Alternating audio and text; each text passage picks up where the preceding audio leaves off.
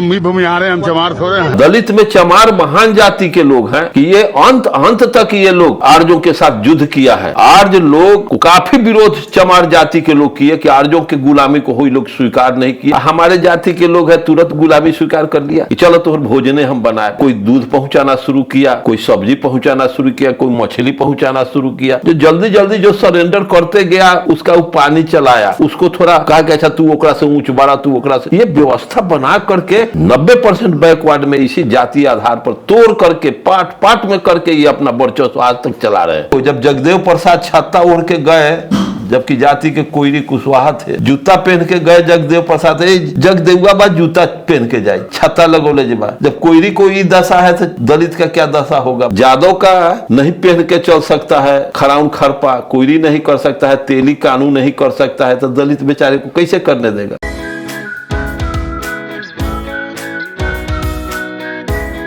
हम भी भूमिहार हैं, हम चमार थोड़े हैं। हम भी भूमिहारे हैं, चमार थोड़े हैं। उनके मुंह से और किसी जाति का नाम निकल सकता था, बट उनके जेहन से यही क्यों निकला? इसलिए कि चमार को ज्यादा क्या कि चमार का रहन सहन खान पान जो इन लोगों के मजबूरी में इनको मजबूर करके खिलाने का, इनको रहने सहने पर सब पर पाबंदी लगा दी गई थी।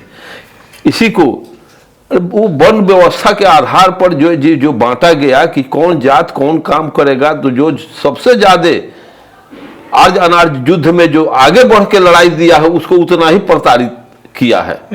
आज जो सरेंडर कर गया फर्स्ट में उसको थोड़ा रिलीफ दिया। आर्य लोग को काफी विरोध चमार जाति के लोग किए कि आर्यों के गुलामी को कोई लोग स्वीकार नहीं किया। कुछ दलित लोग घाटी कंदराओं में चले गए, पहाड़ में जंगलों में चले गए, लेकिन आर्यों की सुपरमेसी इनकी संस्कृति को एक्सेप्ट नहीं किया।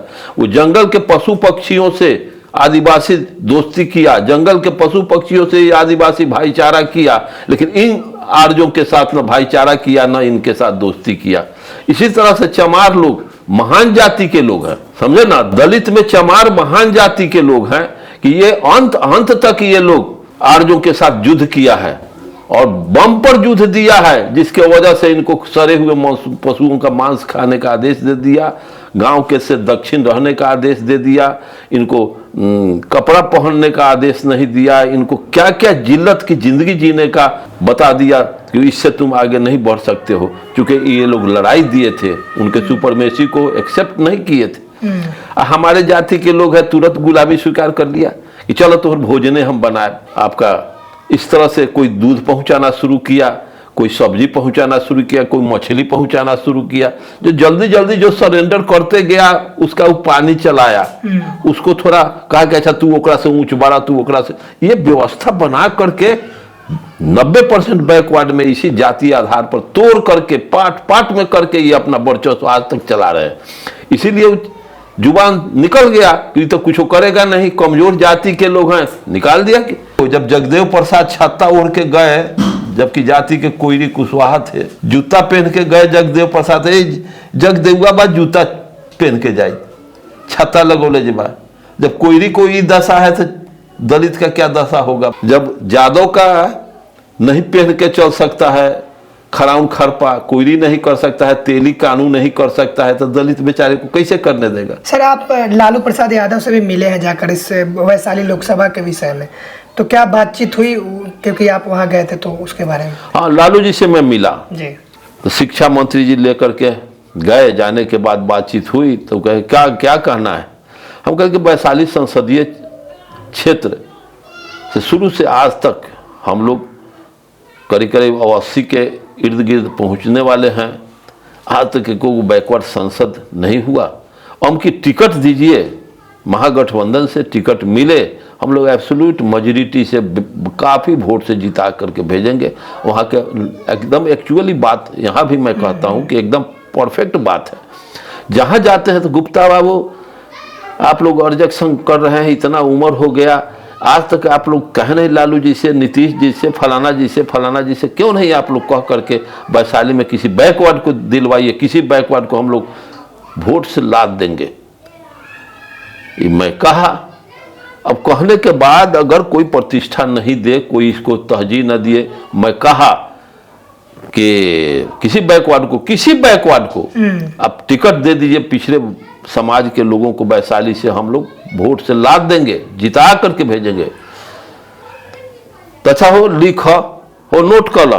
तो उनका जो पीए कलम और कॉपी लेके खड़ा था वो नोट कर लिया। फिर मैं कहा कि शोषित समाज दल को, जो जगदेव बाबू का शोषित समाज दल उतनी अच्छी सैद्धांतिक नीतिगत आधार की राजनीति संगठन है, उसको महागठबंधन में लाइए। वो लोग जहीं तहीं 10,000, 20,000, 25,000, 2,000 तक वोट काटता है खड़ा हो के, वो आपके साथ आ जाए, ऐड कर जाए वोट, आरएसएस भाजपा को हराने का हमको मदद मिल जाएगी। तब इस पर वो कहते हैं कि ठीक है वो नोट करो, ये पर विचार हुई। और उसके बाद आते हैं तो उसके बाद तो कई गो हल्ला सुनना शुरू किए कि फलाना को मिल गया, फलाना को मिल गया, फलाना को। सारे लोग को पूछते कि आप तो मिले थे, क्या हुआ? लालू जी कहे। तो लालू जी से तो हमारा जो काम था, जा करके लालू जी से मैं कहा कि ऐसा ऐसा कीजिए, तो टिकट किसी बैकवर्ड को दीजिए।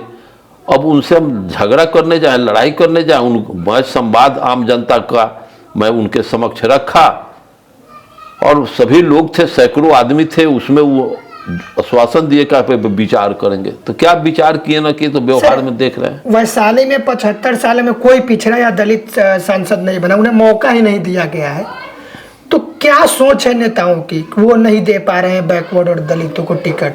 दुनिया का टॉप राजनीति मैं किया हूँ, मैं अलुआ नहीं छीलता हूँ। 10 वर्ष मार्क्सिस्ट आइडियोलॉजी के को लेकर के जन आंदोलन में जमींदार के और सरभाड़ा के लड़ाई लड़ करके 10 वर्ष में जेल भी रहा।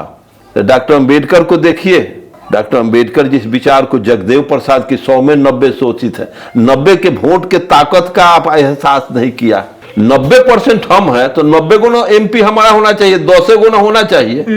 जनसंख्या के आधार पर ये ईमानदारी से ये लोग नेशनल लीडर, न नीति है, न सिद्धांत है, न मैनिफेस्टो है, कुछ हुआ पार्टी बनोले वाली दुकानदारी शुरू करे। जात का दुकानदारी लोग चला रहे हैं, सब जातीय दुकानदारी चला रहे हैं। नीति सिद्धांत होता तो स्टेट कमेटी होता, प्रखंड कमेटी होता, जिला कमेटी होता, कमेटी का डिसीजन जाता कि ये इसमें। अरे इस देश का किसान सब आज धरना पर बैठा है, जो पूरे देश को संवार सजा रहा है, खिया पिया रहा है, वो धरना पर बैठा हुआ है। कैसा यहाँ का प्राइम मिनिस्टर है, नॉनसेंस, ज्ञान नहीं है। जो पूरे देश को, पूरे दुनिया को खिलाने वाला आदमी अगर धरना पर, अगर उसका सही जायज मांग है तो हम सारे देश के लोगों को उसके समर्थन में भारत बंद कर देना चाहिए। ना हमारी दुकानदारी खराब हो जाए।